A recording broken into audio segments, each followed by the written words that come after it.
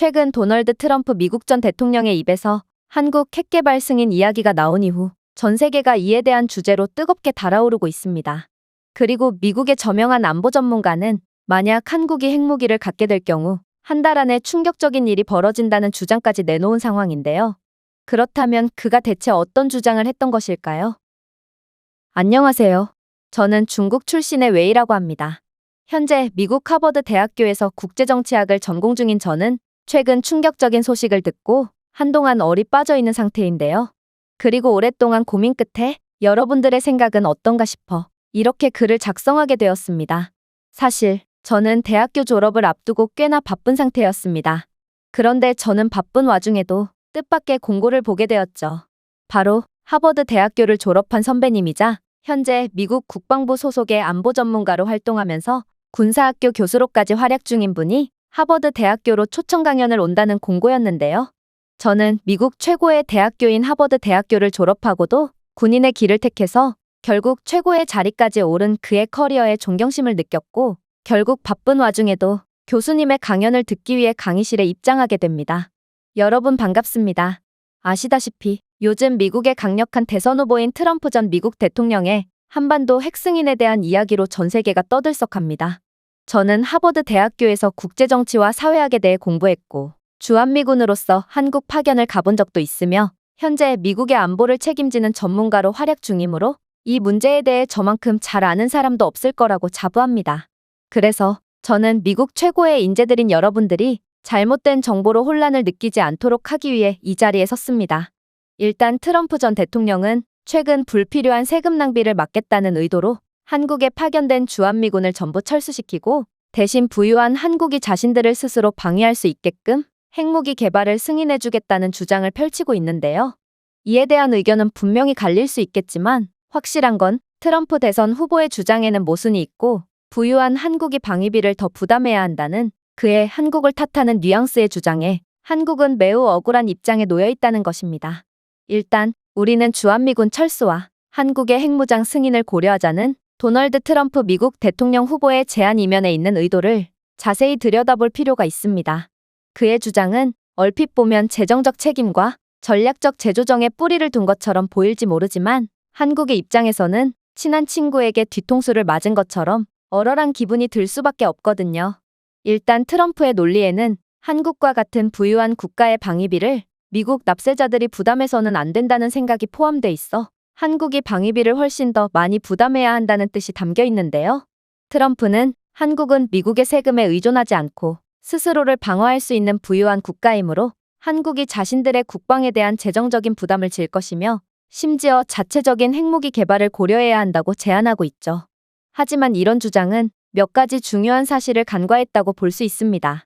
한국과 미국 사이의 경제적 관계는 국방비 지출을 초월했거든요. 한국은 미국 경제에서 중요한 무역 파트너이자 투자자입니다.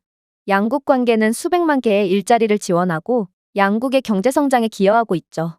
또한 주한미군의 존재는 미국의 일방적인 재정적 부담이 아닙니다. 그것은 지역의 안정을 유지하고 북한의 침략을 억제함으로써 양국의 전략적 이익에 기여합니다. 주한미군의 존재는 또한 미국의 동아시아에서의 전략적인 발판을 제공하는데 이것은 이 지역에서의 미국의 광범위한 안보 이익을 위해 매우 중요합니다. 더욱 중요한 점은 따로 있습니다. 바로 한국은 이미 미군 주둔 비용에 상당한 기여를 하고 있다는 점이죠.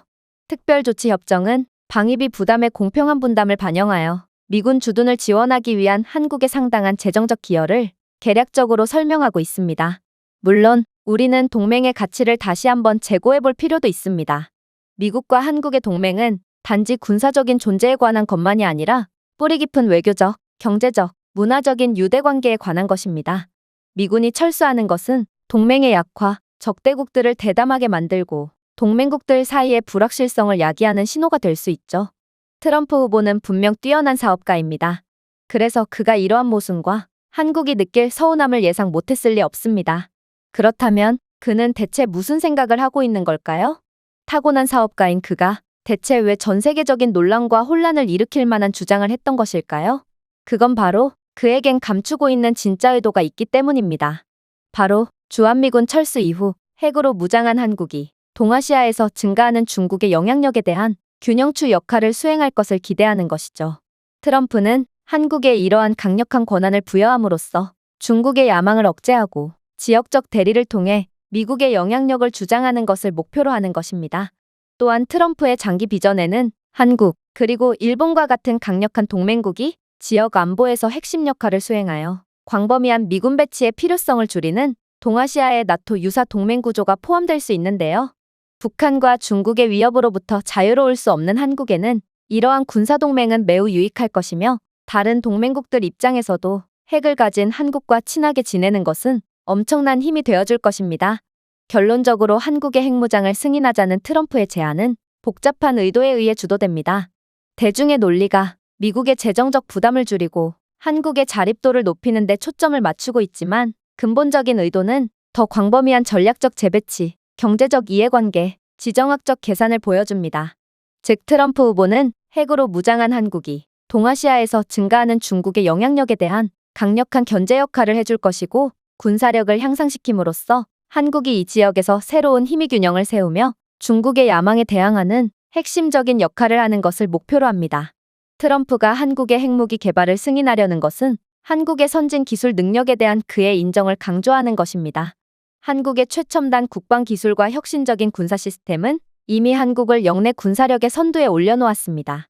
한국은 핵무기를 추가함으로써 침략을 억제하고 전력을 투사하는 능력이 크게 향상될 것입니다. 당연히 한국은 이러한 트럼프의 제안으로부터 얻어낼 이득이 상당히 많습니다. 한국의 핵무장은 잠재적 침략자들, 특히 북한과 중국에 대한 강력한 억지력을 제공할 거거든요. 상호 확약된 파괴 위협은 군사적 도발이나 침략 가능성을 상당히 낮출 것입니다. 또한 핵으로 무장한 한국은 중국과의 외교 협상에서 더 큰 힘을 갖게 될 것입니다. 독자적으로 안보를 보장할 수 있는 능력은 한국이 주권과 이익에 대한 더 큰 존중을 요구하면서 힘있는 입장에서 중국과 관계를 맺을 수 있게 할 것입니다.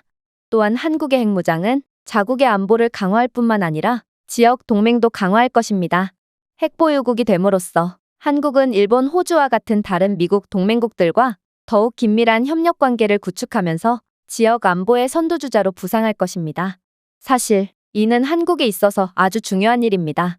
한국은 동아시아에 국한되지 않고 대륙을 초월하여 강대국들과 군사동맹을 맺을 수 있고 이는 한국의 국제적인 영향력을 확대하고 군사강국으로서의 지위를 공고히 할 수 있는 아주 좋은 기회거든요. 물론 보다 강력하고 유능한 한국은 동아시아의 집단 안보체제에 기여하기도 할 것입니다. 군사협력의 강화와 다른 지역 동맹국들과의 공동방위 계획은 중국의 잠재적인 위협에 대응할 수 있는 강력한 안보 네트워크를 만들겠죠. 따라서 핵보유국으로서 한국은 다른 미국 동맹국들과 더 긴밀한 관계를 구축하고 동아시아의 균형 잡힌 권력 구조에 기여하면서 지역 안보 역학의 핵심 국가로 부상할 것입니다. 물론 한국은 이러한 동아시아의 중심 역할을 수행하면서도 상당한 이익을 취할 수 있습니다. 한국과 동맹국들의 통일된 입장은 중국의 강력한 억제력을 제공할 것이기 때문입니다. 이들 국가 간의 집단적 군사력과 전략적 협력은 아시아 내에서 중국의 일방적 영향력 행사 능력을 현저하게 감소시킬 것입니다. 그런데 무엇보다도 중요한 점은 따로 있는데요. 바로 한국이 독자적으로 방어할 수 있는 능력을 갖추게 되면 이들은 미국의 군사 지원에 대한 의존도를 낮출 거거든요. 이러한 자율성은 한국의 전략적 의사결정을 강화하고 미국의 개입을 기다리지 않고 지역의 위협에 신속하게 대응할 수 있도록 해줄 것입니다. 결국 한국은 미국으로부터 작전 통제권도 가져오게 되겠죠. 즉, 한국은 기존의 반쪽짜리 군사강국에서 전 세계적인 군사강국으로 재탄생하는 것입니다. 이를 통해 한국은 국제무대에서의 그들의 위상을 높일 것입니다. 국제사회는 한국을 책임감 있고 능력 있는 핵보유국으로 인정하고 국제안보 논의와 국제기구에서 한국의 영향력을 강화하겠죠. 또한 아시아의 중심이 될 한국의 리더십은 다른 나라들에게 긍정적인 본보기가 될 것이며 기술과 안보 분야에서 세계적인 리더로서의 위치를 강화할 것입니다. 결론적으로 트럼프가 한국의 핵무장을 승인한 것은 강력하고 독립적인 한국을 통해 중국의 영향력을 억제하겠다는 그의 전략적 비전을 반영한 것이고 한국은 뜻밖의 엄청난 이익을 보게 될 것입니다. 트럼프는 한국의 기술 우위를 활용하고 지역적인 힘의 균형을 전환하고 동맹을 강화하며 미국의 군사적 부담을 줄임으로써 동아시아의 새로운 전략적 지형을 만드는 것을 목표로 합니다. 그리고 이러한 전략적 전환은 미국 입장에서 기회와 과제를 동시에 제공합니다. 핵무장은 한국이라는 든든한 동맹국의 국가 안보와 전략적 자율성을 강화할 것이고 중국을 효과적으로 견제할 수 있겠지만 자칫하다간 그동안 통제할 수 있었던 동맹국 한국이 너무 커버릴 수도 있다는 것이죠. 사실 저는 애국심이 매우 투철한 자랑스러운 중국인이긴 했지만 이때까지만 해도 별 생각은 없었습니다. 교수님은 계속 중국을 들먹이긴 했지만 제게 그다지 와닿지는 않았거든요. 생각을 해보세요. 어떻게 한국 따위가 중국을 감히 넘볼 수 있을까요? 이런 현실성 없는 쓸데없는 이론이야 누구나 지어낼 수 있는 거고 저는 커리어에 비해 매우 한심스러운 주장을 펼치는 교수님께 큰 실망을 할 수밖에 없었습니다. 애초에 한국의 핵무장에 대한 승인이 떨어진다고 해도 한국의 후진적인 기술력을 고려해보면 과연 이들이 독자적인 핵기술을 개발할 수 있을지조차 의문이거든요. 그래서 저는 손을 번쩍 들고 교수님의 주장에 의문을 표했습니다. 교수님의 주장은 너무 터무니가 없습니다. 애초에 한국이 핵무기를 개발해낼 수 있을지조차 확신하지 못하는 상황인데 그런 한국이 중국을 효과적으로 견제할 수 있다니요. 물론 한국이 핵무기를 개발해낸다고 해도 소국이 대국을 거스를 수는 없을 것입니다. 라이트급 선수가 아무리 까불어봤자 헤비급 선수에겐 무슨 수를 써도 안 되는 것처럼 말이에요. 그러자 교수님은 이러한 제 질문을 예상하기라도 한 것처럼 여유 있는 표정을 지을 뿐이었습니다. 그리고 충격적인 연설을 하기 시작했죠. 안 그래도 이에 대한 말씀을 드리려고 했습니다. 중국인들은 대개 한국을 과소평가하는 경향이 있거든요. 그런데 그거 아시나요? 지금 저는 트럼프 후보가 한국을 높이 평가하고 있고 각종 규제가 풀린 한국은 중국에도 맞설 수 있는 잠재력 높은 국가라고 생각한다고 말했지만 제가 주한미군으로 복무했던 경험을 고려해보자면 트럼프 후보는 아직도 한국을 저평가하고 있거든요. 트럼프 후보의 속내를 추론해보건대 그는 한국은 기술력이 뛰어나고 부유한 국가지만 무슨 짓을 해도 미국에는 안 된다고 생각하고 있는 것 같습니다. 그러나 한국에서 한국인들과 직접 살을 부대껴본 저는 한국이 핵무기를 가질 경우 중국은 말할 것도 없고 한국은 미국과 비슷해지거나 혹은 미국보다도 더욱 강력한 국가가 될 거라고 확신합니다. 한국은 그저 고개를 숙인 채 때를 기다리는 것일 뿐 알면 알수록 두려운 국가거든요. 한국은 역사를 통틀어 엄청난 회복력과 기적을 창조하는 비할 데 없는 능력을 보여주었습니다. 전쟁으로 황폐해진 나라를 재건하는 것부터 경제 강국이 되기까지 이들의 여정은 한국의 힘과 혁신의 증거라고 할 수 있죠. 한국은 항상 역경을 딛고 번창해왔습니다. 한국전쟁의 여파로 한국은 완전히 폐허가 되었습니다. 하지만 순수한 결의와 노력으로 한국은 세계 최고의 경제대국으로 탈바꿈했습니다. 이 한강의 기적은 단순한 역사적 사건이 아닙니다. 그것은 한국만의 끈질긴 정신과 끊임없는 발전 추구의 반영이죠. 오늘날 한국은 기술과 혁신의 세계적인 리더로 서 있습니다. 전자에서 자동차에 이르기까지 한국의 산업은 세계 시장의 선두에 있습니다. 한국은 최첨단 연구시설, 세계적인 대학, 그리고 고도로 숙련된 노동력을 자랑하는 선진 인프라를 구축했습니다. 한국의 기술력은 세계 최강이며 혁신을 위한 한국의 역량은 무한합니다. 그런데 이런 나라 앞에서 트럼프 후보는 중대한 계산착오를 했습니다. 도널드 트럼프 후보는 한국이 독자적으로 핵무기를 개발하는 데는 꽤 오랜 시간이 걸릴 것이라는 잘못된 믿음 아래 주한미군 철수를 제안하려고 하거든요.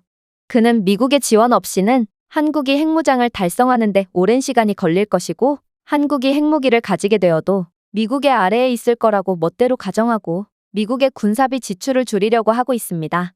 그러나 이렇듯 한국을 과소평가하는 것은 중대한 오산입니다. 세계에서 가장 가난하고 고립된 나라 중에 하나인 북한이 극단적인 역경 속에서 핵무기를 개발했다는 것을 잊지 마세요.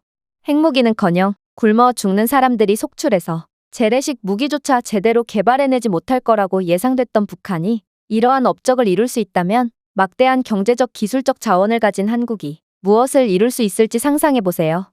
한국은 세계에서 가장 앞선 기술 인프라를 보유하고 있습니다. 핵에너지, 항공우주, 정보기술 분야에서 한국의 성과는 핵무기 개발을 빠르게 진전시킬 수 있는 강력한 토대를 제공합니다. 한국은 혁신정신과 최첨단 연구로 예상을 뛰어넘을 수 있고 앞으로도 그럴 것이 자명합니다. 한국의 전략적 의지는 확고합니다. 기적을 창조한 한국의 역사에 고무되어 한국은 어떤 도전에도 나설 것이 분명합니다. 그런 한국이 핵무기 개발을 선택한다면 한국의 모든 노력의 특징인 정확성, 효율성, 우수성을 가지고 순식간에 성공해내겠죠. 한국의 방위산업은 이미 첨단 군사기술의 선두주자입니다. K2 블랙팬서 전차부터 FA-50 전투기까지 세계에서 가장 정교한 고성능 무기체계를 생산하고 있습니다. 이러한 첨단 체계에 한국의 핵능력을 접목시킨다면 그 결과는 트럼프가 예상했던 것 그 이상으로 엄청난 여파가 불어닥칠 것입니다. 제가 왜 이렇게 한국을 두려워하고 경계하냐고요? 말씀드렸듯이 규제가 풀린 한국은 우리가 예상하는 전형적인 핵무기뿐만 아니라 그 이상의 엄청난 것들을 우후죽순으로 개발해낼 가능성이 몹시 높기 때문입니다.